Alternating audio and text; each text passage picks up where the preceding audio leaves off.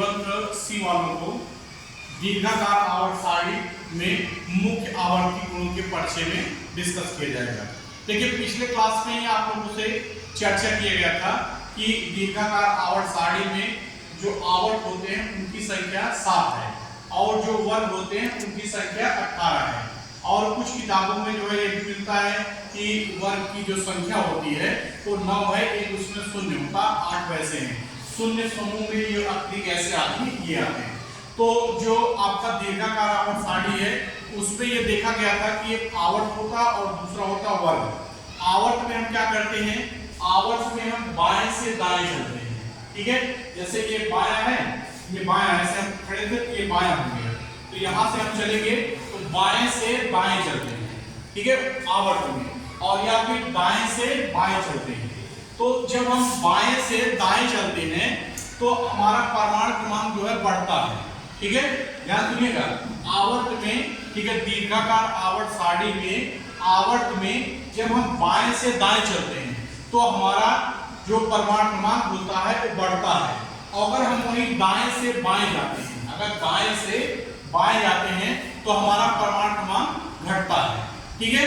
और वर्ग में क्या होता है, वर्ग में दीर्घाकार आवर्त सारणी में वर्ग में ऊपर से नीचे जाते हैं, ऊपर से नीचे जाने पर, ठीक है, परमाणु क्रमांक जो होता है वो बढ़ता है और नीचे से ऊपर जाने पर परमाणु क्रमांक घटता है, ठीक है। जानते रहिएगा।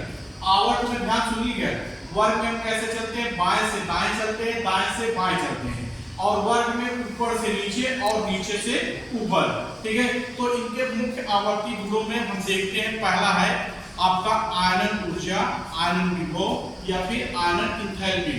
अब देखिए आयनन ऊर्जा कहते किसे हैं, ध्यान सुनिएगा।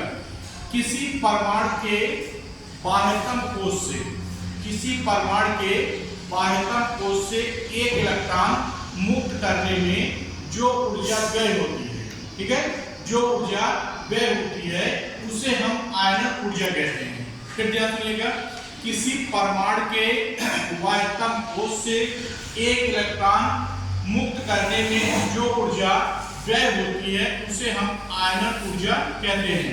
अगर हम वर्ग में, सॉरी पहले आवर्त देखते हैं, अगर आवर्त में हम, ठीक है, देखते हैं आयनन ऊर्जा का मान, तो आवर्त में आयनन ऊर्जा का मान बाएं से दाएं जाने पर बढ़ता है, ठीक है। ध्यान सुनिएगा, आवर्त में, ठीक है, आयनन ऊर्जा का मान, आयनन विभव का मान, आयनन इंथैल्पी का मान बाएं से दाएं जाने पर, ठीक है, बाएं से दाएं जाने पर बढ़ता है और दाएं से बाएं जाने पर, ठीक है, दाएं से बाएं जाने पर आयनन ऊर्जा का मान घटता है, ठीक है। और यही वर्ग में अगर हम देखते हैं तो वर्ग में अगर हम ऊपर से नीचे आते हैं, वर्ग में ऊपर से नीचे आने पर आयनन ऊर्जा का मान घटता है और नीचे से ऊपर जाने पर आयनन ऊर्जा का मान बढ़ता है, ठीक है।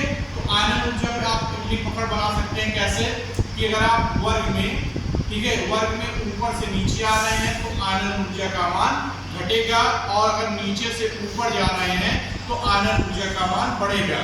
और आवर्त में बाएं से दाएं जाते हैं तो आयनन ऊर्जा का मान जो होता है वहां पर बढ़ता है और दाएं से बाएं आने पर आयनन ऊर्जा का मान घटता है।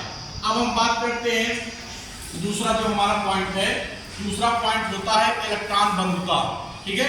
इलेक्ट्रॉन बंधुता के केस में क्या होता है कि किसी पहले देखिए इलेक्ट्रॉन बंधुता कहते किसे हैं, देखिए किसी परमाणु के बाह्यतम कोश से, ठीक है, किसी परमाणु के बाह्यतम कोश में एक इलेक्ट्रॉन जुड़ने में, एक इलेक्ट्रॉन जुड़ने में जो ऊर्जा, ठीक है, जो ऊर्जा व्यय होती है, ठीक है, एक इलेक्ट्रॉन जुड़ने में जो ऊर्जा व्यय होती है उसे हम इलेक्ट्रॉन बंधुता कहते हैं, ठीक है, उसे हम क्या कहते हैं, इलेक्ट्रॉन बंधुता कहते हैं। तो इलेक्ट्रॉन बंधुता के केस में क्या होता है, अगर हम आवर्त में चलते हैं, दीर्घाकार आवर्त सारणी में देखते हैं, आवर्त में अगर हम बाएं से दाएं जाते हैं, बाएं से अगर हम दाएं जाते हैं तो हमारा इलेक्ट्रॉन बंधुता का मान बढ़ता है, और अगर दाएं से बाएं जाते हैं तो इलेक्ट्रॉन बंधुता का मान घटता है, ठीक है। तो ऐसे ही वर्ग में देखते हैं, वर्ग में अगर हम ऊपर से नीचे आते हैं, ठीक है, ऊपर से नीचे आते हैं तो हमारा क्या होता है, जो हमारा इलेक्ट्रॉन बंधुता होता है वो घटता है और नीचे से ऊपर जाने पर वर्ग में, तो इलेक्ट्रॉन बंधुता का मान जो है वो बढ़ता है। ठीक है, तो इस तरीके से आप छोटे छोटे शब्दों में थोड़े थोड़े चीजों में आप सीखेंगे। धन्यवाद, बाकी अगले क्लास में।